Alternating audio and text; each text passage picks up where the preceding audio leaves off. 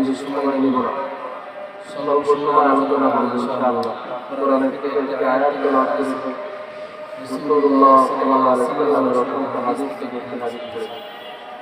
আল্লাহ পাক রব্বুল আলামিন পবিত্র কোরআনে সূরাতুল ফাতিহা 26 নম্বর পারা, এই পারার এই সূরার ফাতিহার একেবারে শেষ আয়াতের আগে আল্লাহ রাব্বুল আলামিন বলেছেন, হুয়াল্লাযী আরসালা রাসূলাহু বিল হুদা ওয়া দীনিল হক। আল্লাহ পাক রব্বুল আলামিন তার রাসূলকে দুনিয়াতে পাঠিয়েছেন বিল হুদা, হেদায়েত দিয়ে। কি দিয়ে পাঠিয়েছেন বলেন? হেদায়েত দিয়ে। আর একটা বলছেন ওয়া দীনিল হক, সত্য ধর্ম দিয়ে পাঠিয়েছেন। আমাদের নবীকে আল্লাহ পাক দুনিয়াতে দুইটা জিনিস দিয়ে পাঠিয়েছেন।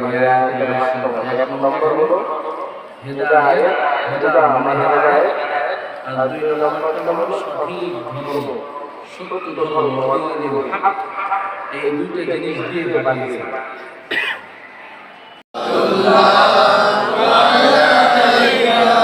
মদিনা